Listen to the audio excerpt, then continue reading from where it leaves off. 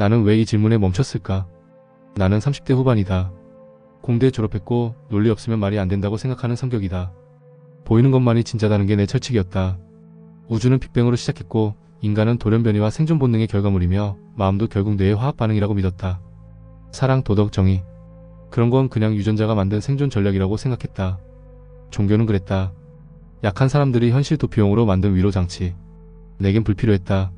그런데 어느 날 이상한 말을 들었다. 하나님은 인간이 만든 개념이 아니라 인간을 만드신 분이야. 이 말이 어딘가 내 안에 남았다. 어설픈 위로가 아니라 창조자? 그게 정말이라면 나는 뭔가 놓치고 있는 건가? 그런 생각이 처음 들었다. 그래서 성경을 읽기 시작했다.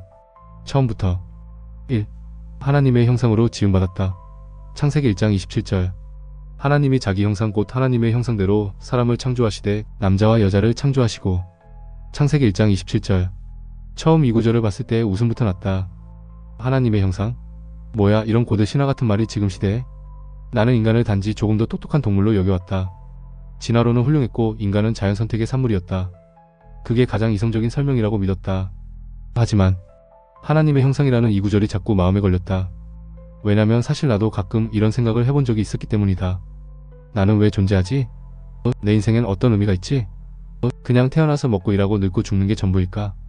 과학으로는 설명되지 않는 존엄함 같은 감정이 내 안에 분명히 있었다. 어디서 왔는지도 모르는데 존중받고 싶고 의미 있는 존재가 되고 싶고 그냥 살아남기 위해 이상의 이유를 찾고 싶었다. 그런데 성경은 이런 질문에 대해 단도직입적으로 선언했다. 너는 그냥 진화된 동물이 아니라 창조자의 이미지를 닮은 존재다. 이 문장이 나 같은 이성 중심의 사람에게조차 이상하리만큼 설득력 있게 느껴졌다. 어쩌면 내가 이런 질문을 한다는 것 자체가 그 형상의 흔적이라는 생각이 들었다. 내가 누군지를 찾는 일, 그건 단지 자서전 쓰듯 과거를 더듬는 게 아니라 누가 날 만들었는가를 묻는 일이라는 걸 처음으로 받아들이게 되었다. 왜 굳이 선악과를 두셨을까? 창세기 2장 17절. 선악을 알게 하는 나무의 열매는 먹지 말라. 내가 먹는 날에는 반드시 죽으리라. 창세기 2장 17절. 성경을 계속 읽다가 이 구절 앞에서 또 멈췄다. 솔직히 말해서 이해가 안 됐다. 전능하신 하나님이라면 그냥 그런 유혹을 애초에 없애면 안 되나? 굳이 그런 열매를 만들어두고 먹지 말라고 경고하신 이유는 뭘까? 나는 어릴 때부터 규칙을 싫어했다. 하지 말라는 말을 들으면 왜? 부터 따지고 논리적으로 납득이 안 되면 안 따랐다. 그래서 이 구절도 반감부터 들었다. 그런데 어느 날 한 사람이 나에게 이렇게 말했다.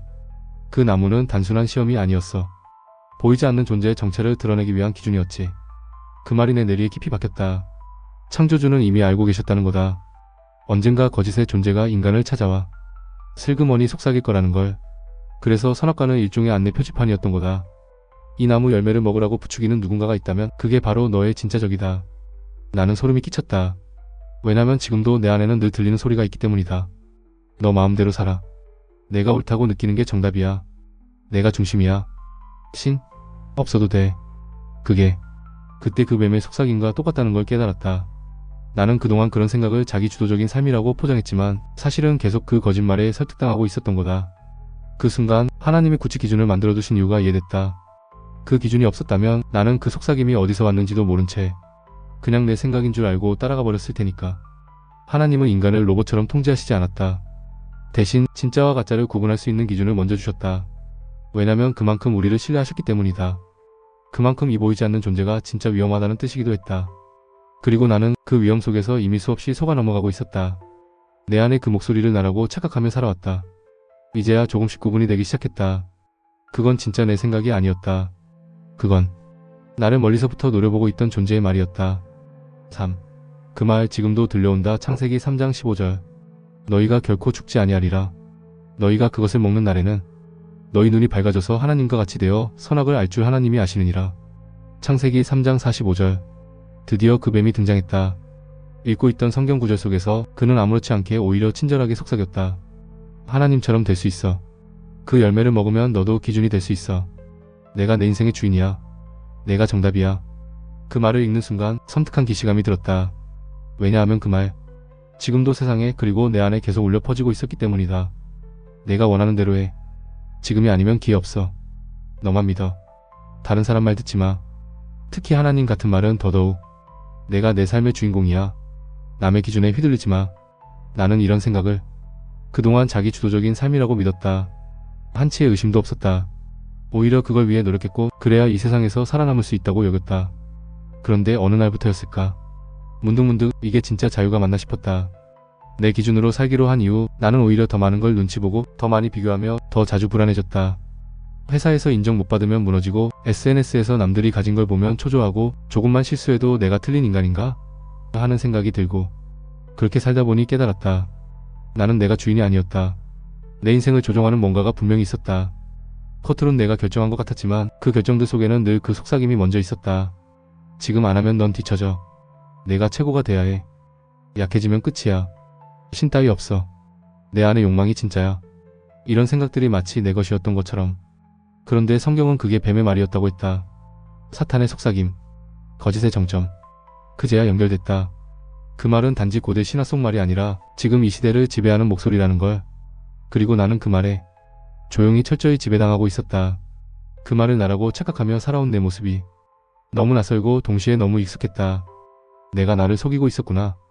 처음으로 그런 생각을 했다. 그리고 묻게 됐다. 그렇다면 진짜 자유는 어디 있는 걸까? 4. 하나님은 알고 계셨다. 창세기 3장 14절에서 15절까지 내가 너로 여자와 원수가 되게 하고 너의 후손도 여자의 후손과 원수가 되게 하리니 그는 내 머리를 상하게 할 것이요 너는 그의 발꿈치를 상하게 할 것이니라. 창세기 3장 15절. 그 장면을 읽을 때 나는 솔직히 좀 긴장했다. 아담과 하와가 하나님 말씀을 어기고 선악과를 먹었을 때 당연히 끝장이 날 줄 알았다. 신의 분노, 심판, 멸망. 그게 논리적으로 맞지 않나? 그런데 예상은 완전히 빗나갔다. 하나님은 그 뱀에게 먼저 말하셨다. 책망보다 먼저 나온 말은 계획이었다. 너의 머리를 상하게 할 자가 올 것이다. 여자의 후손. 그가 나타나 내 머리, 즉 내 중심 너의 본질을 짓밟을 거다. 나는 그 구절 앞에서 멈췄다. 이건 단순한 처벌이 아니었다. 하나님의 복음 선언, 즉 해결책의 선포였다. 그 순간 깨달았다. 하나님은 문제 생긴 뒤에 당황해서 대처한 게 아니라 이미 알고 계셨다. 뱀이 등장할 것도, 그가 거짓을 속삭일 것도, 인간이 결국 그 말에 흔들릴 것도, 그리고 그 모든 걸 꺾을 계획도 함께 준비하셨다는 것. 나는 묵직하게 충격받았다. 그분은 단지 도덕적인 잣대를 들고 서 있는 심판자가 아니었다. 인간이 망가질 것도 미리 아시고 그걸 자신이 직접 해결하겠다고 선언하는 분이었다. 나는 그런 신을 처음 봤다. 인간에게서 책임을 회수하지도 않으면서 책임지겠다고 먼저 나서는 신. 그 약속, 여자의 후손이 뱀의 머리를 상하게 할 것이다. 그 말이 지금 내 인생의 전환점이 됐다. 왜냐하면 나는 여태까지 문제의 원인만 찾아다녔지 진짜 근본적인 해결자가 있다는 생각은 해본 적 없었기 때문이다. 심리학도 보고 자기계발서도 보고 철학도 기웃거렸지만 결국 다 어떻게 잘 살까라는 기술일 뿐 왜 인간은 이렇게 됐는가라는 질문에 누구도 제대로 답하지 못했다. 그런데 성경은 처음부터 이 전쟁을 알고 있었고 그 끝을 선언하고 있었다. 그가 올 것이다. 그는 내 머리를 상하게 할 것이다. 그 말에서 나는 희망을 느꼈다. 내가 무너뜨릴 수 없는 그 거짓과 혼란과 공허함을 대신 짓밟아줄 자가 있다는 사실이 처음으로 나를 안심시켰다. 그가 누구일지 점점 궁금해졌다. 그는 정말 실제로 이 세상에 오신 걸까? 그 전쟁은 이미 시작된 것이었다. 모세오경에서 이어지는 영적 전쟁. 창세기 3장 15절. 하나님은 여자의 후손이 뱀의 머리를 상하게 할 것이라고 선언하셨다. 처음엔 그게 상징 같았다. 그런데 창세기를 계속 읽다 보니 그 말은 추상적인 이미지가 아니라 현실로 번져가고 있는 싸움의 예고였다는 걸 알게 됐다. 창세기. 씨앗이 숨겨진 가족 이야기. 창세기 초 중반부는 한 가족의 이야기처럼 보인다. 아브라함, 이삭, 야곱, 요셉. 그런데 나는 거기서 한 줄기 씨앗처럼 흐르는 무언가를 느꼈다.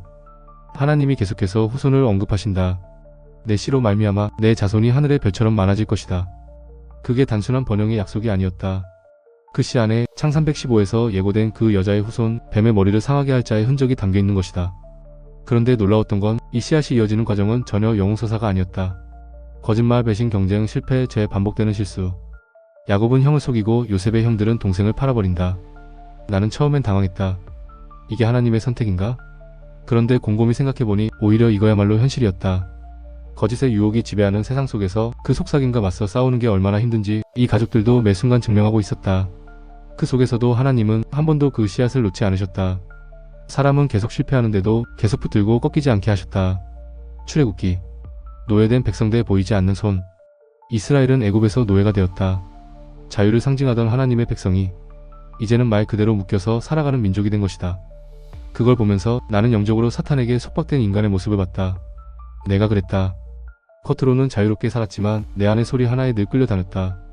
더 벌어야 돼. 더 올라가야 돼. 더 인정받아야 돼. 출애굽기는 그 노예 상태에서 하나님이 보이지 않는 방식으로 그들을 건져내는 이야기다. 10가지 재앙 홍해 갈라짐. 겉으론 자연현상 같지만 실은 그 뒤에 숨은 메시지가 있다. 나는 여호와다. 나는 이 세상의 모든 거짓 신들을 무너뜨리는 자다. 나는 거기서 창세기 3장 15절의 연장을 봤다. 하나님은 이집트의 거짓 신들, 그 시대를 지배하던 뱀의 시스템을 하나씩 무너뜨리며 말씀하셨다. 너희가 속고 있다는 걸 이제야 알겠느냐? 나는 진짜다. 그리고 나는 너희를 해방시키기 위해 왔다. 레위기. 거룩을 되찾는 싸움. 출애굽 후 하나님은 그들에게 거룩이라는 기준을 주셨다. 나는 레위기를 예전엔 율법 덩어리라고 생각했다. 읽기도 지루하고 무슨 정결 규례가 그렇게 많은지. 그런데 이번엔 다르게 보였다. 그건 단지 종교적 규칙이 아니라 거짓된 세상 속에서 자기 자신을 지켜내는 싸움의 전략이었다. 하나님은 그 백성에게 계속 이렇게 말씀하신다. 나는 거룩하다. 그러니 너희도 거룩해져야 한다. 거룩함은 단지 도덕이 아니라 거짓에 물들지 않는 정체성의 선언이었다. 사탄은 늘 똑같아져라고 속삭이는데 하나님은 너는 다르다고 말씀하신다. 이건 정면 승부였다. 민수기. 반복되는 패배와 재시작. 민수기는 참 답답한 책이었다. 원망, 불신, 반역, 반복되는 실패. 광야에서 돌고 도는 이야기. 나는 그걸 보면서 이게 나구나 싶었다. 말씀을 듣고도 금방 잊고 조금만 불편하면 뒤돌아가고 싶어하는 마음. 매번 하나님을 믿겠다고 했다가 사소한 일 앞에서 무너지는 나. 그런데 신기한 건 하나님은 단 한 번도 그 전쟁을 포기하지 않으셨다. 그들의 반복되는 실패 속에서도 하나님은 이 씨앗을 보호하고 계셨다. 기어이 약속한 땅으로 데려가고 말겠다는 의지를 포기하지 않으셨다. 신명기. 최후의 권면 기억하라, 선택하라. 신명기에서 모세는 유언처럼 말한다. 오늘 내가 너희 앞에 생명과 사망, 복과 저주를 두었나니 너와 내 자손이 살기 위해 생명을 택하라. 이 말에서 나는 창세기 3장에서 시작된 전쟁이 이제 인간의 선택으로 이어지고 있음을 느꼈다. 이건 단지 역사책이 아니었다. 지금 내 인생에도 이 싸움이 흐르고 있구나. 거짓을 따를 것인가, 진실을 붙들 것인가. 그 씨앗은 지금도 흐르고 있다. 그리고 그 씨앗의 끝에서 진짜 그 여자의 후손이 등장했다는 사실이 앞으로 읽게 될 이야기 속에서 드러난다. 6. 현실 속 전쟁이 시작되었다. 역사서의 기록 여호수아 에스더. 나는 창세기 3장 15절을 읽고 나서 언젠가 여자의 후손이 뱀의 머리를 상하게 할 것이다 라는 그 말이 점점 더 실제 전쟁처럼 다가오기 시작했다. 그 전쟁이 구체적으로 펼쳐지는 장면이 바로 이스라엘 역사서 속에 있었다. 거기엔 단순히 왕들이 다스리고 전쟁하고 나라가 무너지고 회복되는 역사만 있는 게 아니었다. 그 모든 사건 아래 보이지 않는 영적 줄다리기가 있었다. 여호수아. 하나님 대 거짓 신의 충돌. 출애굽 후 약속의 땅에 들어간 여호수아 시대. 여긴 전면전이었다. 가나안 땅은 단지 땅이 아니라 그 땅을 지배하던 우상 시스템과의 정면 충돌이었다. 내가 너희 앞에서 이방 신들을 몰아낼 것이다. 그 말씀은 단순한 국토 정복이 아니라 뱀의 후손으로 상징되는 거짓 권세들과의 실제 싸움이었다. 그런데 사람들은 금방 잊었다. 우리는 해냈다는 착각 속에서 하나님의 말씀보다 주변 문화에 익숙해졌다. 그리고 거짓의 소리에 슬며시 기울기 시작했다. 사사기. 뱀의 속삭임에 넘어간 반복의 역사. 사사기는 반복이다. 죄짓고 고통받고 하나님 부르고 구원받고 그리고 또 죄짓고. 왜 그렇게 자꾸 넘어질까? 나는 그 답을 나 자신의 삶에서 알게 됐다. 이번엔 안 그래야지 다짐해도 어느새 나는 또 똑같은 생각, 똑같은 실수 속으로 빠져들었다. 괜찮아. 이 정도는 너 중심으로 살아도 돼. 그 말이 여전히 들려오고 있었기 때문이다. 사사기의 핵심 문장은 이것이었다. 사람들이 각기 자기 소견에 옳은 대로 행하였더라.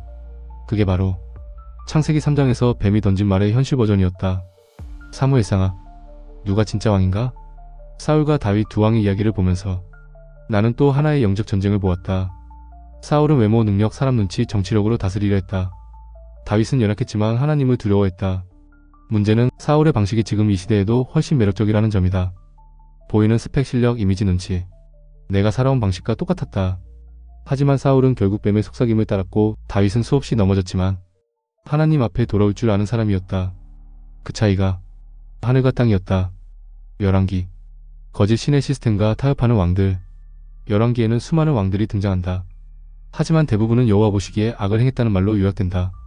나는 그걸 보며 이런 생각이 들었다. 지도자들도 결국 같은 싸움 속에 있었구나. 유혹은 언제나 있었다. 우상 섬기면 더 편해. 더 부자 돼.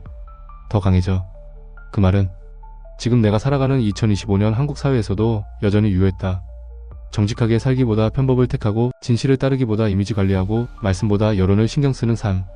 그 뿌리는 하나님 없어도 돼. 내가 중심이야 라는 그 뱀의 말과 똑같았다. 역대기. 진짜 기준은 하나님의 시선. 열왕기는 인간의 실패에 초점을 맞췄다면 역대기는 하나님의 관점에서 역사를 다시 본 책이었다. 거기서 반복적으로 강조된 말이 있다. 하나님을 찾았더니 형통했고 하나님을 버렸더니 무너졌다. 복잡하지 않았다. 진짜 싸움은 정치도 전쟁도 아니었다. 그 민족이 누구를 주인으로 삼느냐였다. 나는 그 구절들을 읽으면서 한참을 멍하니 앉아 있었다. 그동안 내 삶에서 내가 주인이라고 믿어온 결과가 어쩌면 지금의 혼란 아니었을까. 에스라에서 느헤미야까지 무너진 삶을 다시 세우는 이야기.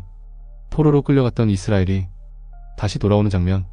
그건 단지 귀국이 아니라 무너진 신앙의 회복 이야기였다. 그들이 성벽을 다시 쌓고 율법책을 펴고 말씀을 다시 듣기 시작할 때 나는 내 안에서도 어떤 성벽이 세워지는 느낌이 들었다. 한때는 필요 없다고 생각했던 하나님의 말씀이 내 삶의 기준으로 다시 들어오고 있었다. 에스더. 하나님의 이름 없이 하나님의 손. 에스더서에는 놀랍게도 하나님이라는 단어가 한 번도 등장하지 않는다. 그런데 그 책 전체가 하나님의 손길로 가득했다. 말살당할 위기에 있던 유대민족이 보이지 않는 손에 의해 구원받는 이야기. 나는 그걸 보며 하나님이 지금 이 시대에도 이 한국 사회 안에도 내 삶 안에도 그렇게 일하실 수 있겠구나 하는 생각이 처음으로 들었다. 비록 내가 지금 그분을 보지 못하더라도 7. 내면에서 벌어지는 전쟁. 시가서의 고백들인 욥기 아가서. 창세기 3장 15절. 여자의 후손이 뱀의 머리를 상하게 할 것이다. 이제 나는 그 말이 단지 역사적 전쟁만이 아니라 지금 내 안에서도 진행 중이라는 걸 알게 되었다. 시가서를 읽으며 그 전쟁이 내 속사람에서 어떻게 드러나는지를 마주하게 됐다. 그건 단순히 감정의 문제, 철학의 문제가 아니었다. 존재의 깊은 곳에서 들려오는 속삭임과의 싸움이었다.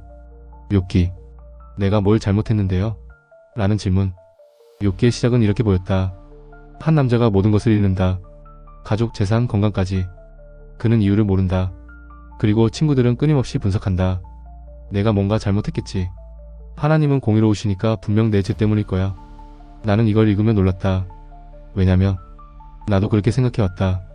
세상은 원인과 결과로 이루어졌고 내가 고통받는 이유는 분명 내 실수 때문이라고. 하지만 욥은 그렇게 말하지 않았다. 나는 몰라요. 정말 모르겠어요. 하지만 나는 하나님께 묻고 싶어요. 왜 그러셨는지 정말 계신다면 나에게 말씀 좀 해주세요. 이 고백이 너무 인간적이라 오히려 울림이 컸다. 과학으로도 철학으로도 설명되지 않는 고통. 그 안에서도 여전히 하나님께 묻고 있는 한 사람의 고백. 욥기는 내게 이렇게 말하는 것 같았다. 진짜 믿음은 설명이 안 돼도 계속 질문하는 거야. 침묵 속에서도 하나님을 찾는 그 싸움이 뱀의 속삭임에 저항하는 첫걸음이야. 시편. 가장 솔직한 내면의 일기장. 시편은 한마디로 요약하면 날 것의 감정이었다. 원망, 분노, 공포, 절망, 슬픔, 그리고 때로는 폭발적인 감사와 찬양. 그 안에 내가 평소 드러내지 않던 감정들이 다 있었다. 나는 이성적인 사람이라고 생각했고 감정은 억제하거나 논리로 설명하면 된다고 여겼다. 그런데 시편은 감정을 외면하지 않았다. 오히려 하나님 앞에서 드러내라고 했다. 내 영혼아, 내가 어찌하여 낙심하느냐? 어찌하여 나를 잊으셨나이까? 나는 그 고백들을 읽으며 내 안에도 그런 질문이 있다는 걸 인정하게 됐다. 하나님 계신 거 맞아요? 왜 내 기도는 안 들리죠? 왜 나는 자꾸 흔들리죠? 이런 질문조차 믿음의 일부라는 것. 그게 시편이 가르쳐준 진실이었다. 잠언. 내 안의 어리석음을 꿰뚫는 통찰. 잠언은 지혜의 책이다. 하지만 단지 좋은 조언집이 아니었다. 스스로 지혜롭다고 여기는 자는 미련한 자보다 더 희망이 없다. 이 구절을 읽고 멈췄다. 왜냐면 그게 바로 나였기 때문이다. 나는 내가 꽤 합리적이고 똑똑하다고 여겼다. 그런데 하나님이 보시기엔 그게 오히려 가장 위험한 상태였다. 잠언은 반복해서 말한다. 여호와를 경외하는 것이 지혜의 근본이라. 그 말은 지식이 아니라 내가 하나님이 아니라는 걸 인정하는 것이 진짜 지혜의 출발이라는 뜻이었다. 전도서. 모든 것이 헛되고 결국은 하나님께 돌아간다. 전도서는 놀라웠다. 모든 걸 가져본 자, 모든 지식과 쾌락과 권력을 누려본 자의 고백. 그는 말한다. 해 아래 새 것은 없다. 모든 것은 헛되다. 나는 이 말을 처음엔 냉소로 들었다. 그런데 뒤로 갈수록 느껴졌다. 그 말은 절망의 냉소가 아니라 가짜 위안에 속지 말라는 경고였다. 이 세상 것이 주는 만족은 결코 오래가지 않는다. 결국 모든 인간은 하나님을 경외하고 그 명령을 지킬지니 그 지점에서만 살아있는 존재가 된다고 했다. 그건 철학이 아니라 삶의 결론이었다. 아가서. 사랑의 회복, 관계의 회복. 마지막으로 아가서는 의외였다. 감성적인 연애시처럼 보였다. 그런데 그 안에는 무너졌던 인간과 하나님의 관계 회복이라는 놀라운 메시지가 담겨 있었다. 나는 그의 것이고 그는 나의 것이다. 이 고백은 마치 창세기에서 끊어졌던 사람과 창조주 사이의 줄이 다시 연결된 장면 같았다. 사랑은 선택이었고 그 선택은 헌신이었다. 하나님이 그렇게 나를 찾고 계셨고 나는 이제야 그 부르심에 조금씩 마음을 열게 됐다. 8. 곧 오신다. 선지서에 흐르는 예고된 전쟁의 절정. 이사야에서 말라기까지. 창세기 3장 15절 여자의 후손이 뱀의 머리를 상하게 할 것이다. 그 말씀은 희미한 상징이 아니었다. 구약 전체를 따라오며 나는 점점 알게 됐다. 이건 실제다. 하나님은 이 전쟁을 멈춘 적이 없었다. 그리고 선지서를 읽으면서 나는 그 전쟁이 절정으로 달려가고 있다는 걸 느낄 수 있었다. 이사야. 어둠 한복판에 비친 한 아이의 이름. 이사야서는 놀라운 선언으로 가득했다. 보라, 처녀가 잉태하여 아들을 낳을 것이요 그 이름을 임마누엘이라 하리라. 나는 이 구절에서 멈췄다. 여자의 후손, 처녀가 낳을 아이, 하나님이 우리와 함께 하신다는 의미. 이건 창세기 3장 15절의 구체적 실루엣이었다. 하나님은 갑자기 구원자를 보내시는 분이 아니라 계획된 시점에 계획된 방식으로 예고대로 오시는 분이었다. 이사야는 또한 말했다. 그가 찔림은 우리의 허물 때문이요 그가 상함은 우리의 죄악 때문이라. 이건 고대 문학의 비유가 아니라 미리 쓰여진 십자가였다. 그분은 올 것이고 고난받을 것이고 우리를 대신해 죽을 것이고 그 죽음이 단순한 희생이 아니라 사탄의 머리를 짓밟는 순간이 될 거라는 것. 예레미야. 무너진 마음을 다시 새기시는 하나님. 예레미야를 읽으면서 내가 가장 깊이 공감했던 말은 이거였다.